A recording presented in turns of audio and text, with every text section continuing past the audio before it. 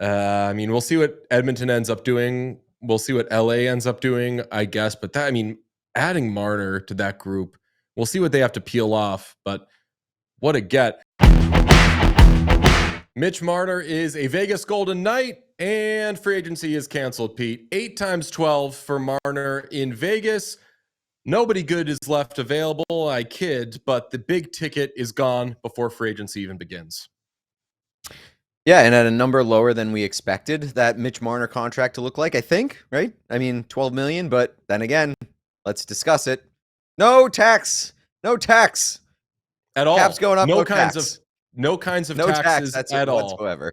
No sales tax, no nothing. No income tax. We won't discuss it, but let's acknowledge. Just get out of the way. That's the reason the number is so low, is because Nevada has no state income tax. So maybe, I mean, I do know that it was reported that he wanted to go someplace with no state income tax. I know that we're not allowed to talk about that, but yeah, I just think it's an insane fit for him. Perfect, like perfect. He's gonna play with Jack Eichel, and he is an insane fit for them because they went to the second round last year, but did they ever get over Jonathan Marchessault? No. No, Not really. I think they definitely lost something when Marchessault left, and they definitely lost. The thing about Marchessault though is that he's the kind of player that shows up in huge moments, and that is not exactly the book on Mitch Marner at this point in time. But we did go without the big mid-season splash from the Vegas Golden Knights this past year, which it's very rare that we see them not do that. And instead, they go out and get the big fish in free agency, and they get him for an extra year with that sign and trade, whether you want to attribute that to extend the Maple Leafs, perhaps. But yeah, I think that Vegas was quiet in the weeds for a little bit, and then they just kind of found a moment to strike, and they got a huge fish here. How do you think this shakes up the Western Conference? Because now we've seen in a matter of months Mikko Rantanen go to Dallas, and we saw what he did in the postseason. And now Mitch Marner to Vegas. Because I know that Mitch Marner does have the reputation of being a dog in the playoffs, but it's going to be different in Vegas because it just is different in Vegas. I think he's going to be fine there, and I think that he'll probably be great in the postseason as well. Yeah, I think that it's definitely more of an opportunity for him to succeed because he doesn't necessarily have to be centerpiece in playoffs. And I think in the past in Toronto, like him being a good old Toronto boy and being a member of the core four, there's a lot of pressure on him for being like at the center of these big moments. There might be a little less pressure on that, especially with playing with Eichel, who's done it before, won a Stanley Cup there. I just feel like there's going to be a better path for him. But, I don't think that it reshifts like the balance of powers all that much in the Western Conference. If anything, it kind of brings Vegas up to the level where they previously were and kind of restores them a little bit. But it's not shifting anything on its axis. I still think there are a number of teams that are powers in the Western Conference. I mean, they're the best team in the Pacific last year in the regular season, at least. And I mean, we'll see what Edmonton ends up doing. We'll see what LA ends up doing, I guess. But that, I mean, adding Marner to that group, we'll see what they have to peel off. But what a get. They do peel off Nick Waugh. He goes to the Maple Leafs. And I feel like I'm going to talk about him every day because I feel like people are going to forget about this. They're going to see Leafs lost Marner, and obviously Marner far superior to Waugh. But Nick Waugh is for a sign and trade piece, I think is an awesome get. That's like if you want, that's your third line center, and he's on low money, big guy. They kind of want some of that. We saw some of the dumb stuff he did in the postseason. Leafs need some of that. I think that's a really, really, really good ad. The problem is now all the money that they're saving, I thought they could try to chase Brad Marchand with. That's not happening because he's staying in Florida. Did they chase Besser? Did they chase Ehlers? But just hit on everything I just said, including Waugh. Yeah, I like Waugh, especially when you thought that you were going to lose Marner for nothing. Like that was essentially the foregone conclusion there. If you can get Nick Waugh out of it, not bad. Especially he fits the mold of what you're looking for in terms of that playoff intensity and that edge. So yeah, a nice little silver lining. It's still like trading Mitch Marner for Nick Waugh in a way. Not good. I'm not gonna say it's a good deal, but like again, it's like a nice little present. Um, yeah. What else did you mention? Sorry, you asked me to answer Just like 19 what do they things. do? I know, yeah, no. It was two things. It never works. If you ask somebody a two-part Yeah. question, it's proven they can't do it. I can't do Right. it. You can't do it. What do they do with the savings?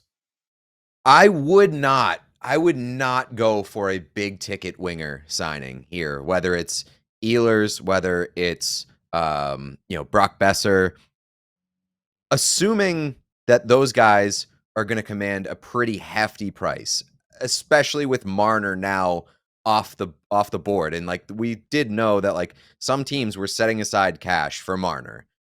Like that might mean that they're willing to go higher for an Ehlers or a Besser.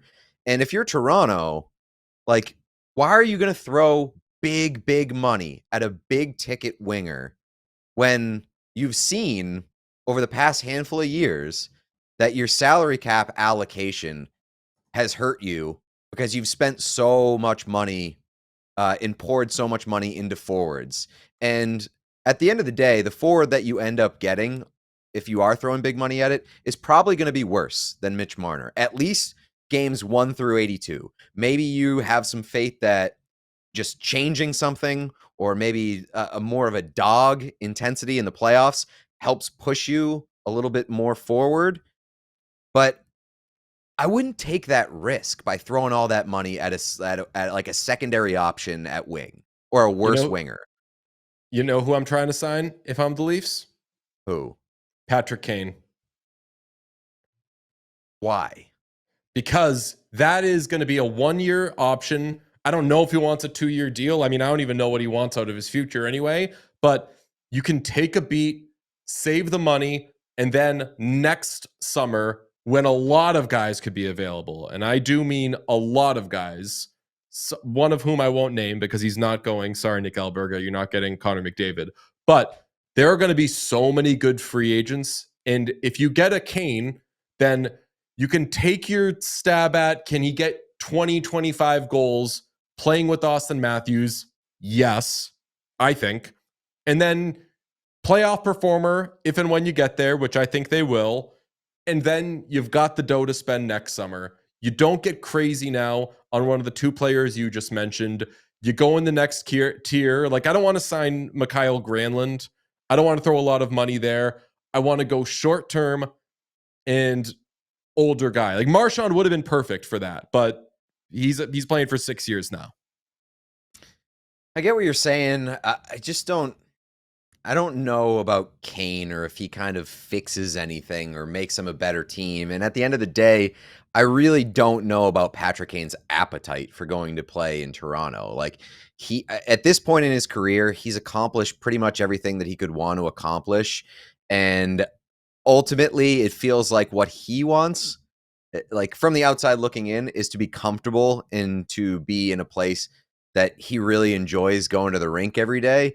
And it feels like he really likes Detroit because of DeBrincat, because of like their family relationships, because of there's not like a ton of noise or pressure or whatever in Detroit right now.